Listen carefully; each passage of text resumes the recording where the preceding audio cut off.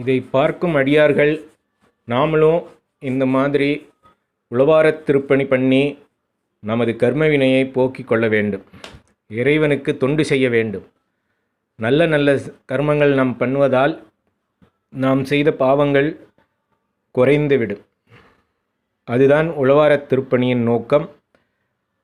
இந்த சிவனடியார்கள் எவ்வளவு ஸ்ரத்தையாக கோயிலை தூய்மை பண்ணுறாங்க அப்படின்றத பார்த்துட்டு நாமளும் நம்ம ஊர் கோயிலை ஒரு ஞாயிற்றுக்கிழமையிலே பண்ணணும். மாதத்தில் ஒரு ஞாயிற்றுக்கிழமை முடிந்தால் ஒவ்வொரு ஞாயிறு, இல்லைன்னா அட்லீஸ்ட் ஒரு ஞாயிறாவது நாம் நம்ம ஊர் கோயிலை தூய்மை பண்ண வேண்டும் அப்படின்ற ஒரு சிந்தனை வர வேண்டும். அப்படின்றதுக்காக இந்த பதிவு. இதில் விசேஷம் என்ன அப்படின்னா, நிறைய அன்பர்கள் அவங்க குழந்தைங்களை எல்லாரையும் கூட்டிகிட்டு வந்து இந்த உழவாரத் திருப்பணி பண்ணுறது ரொம்ப ரொம்ப விசேஷம். ஏன்னா அடுத்த தலைமுறைக்கு நாம் நமது திருக்கோயில்கள் காப்பாற்றி இந்த உழவாரப் பணியை எடுத்து செல்ல வேண்டும் அடுத்த தலைமுறைக்கு. அதனால் அப்பா அம்மாக்கள் அவங்க குழந்தைங்களை கூட்டிகிட்டு வர்றவங்களுக்கு பெரியோர நன்றி நமஸ்காரம். இதை பார்க்கும் அடியார்கள் அவங்க குழந்தைங்களையும் கூட்டிகிட்டு வரணும்.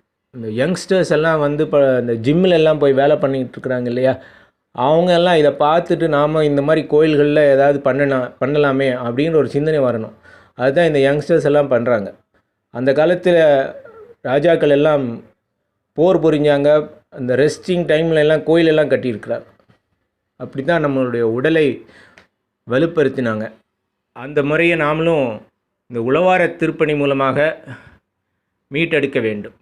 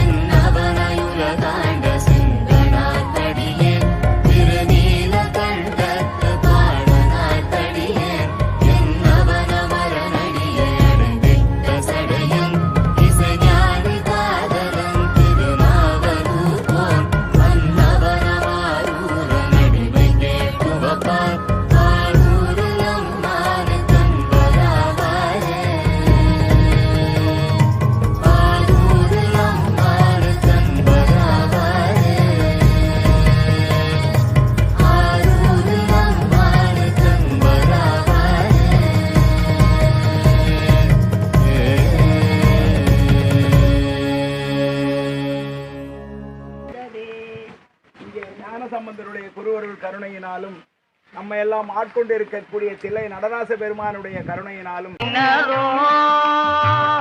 அடியார் எப்படி பாடினரோ, அடியார் எப்படி பாடினரோ, அடியார் அப்படி பாட நான் ஆசை கொண்டேன் சிவனே எப்படி பாடினரோ.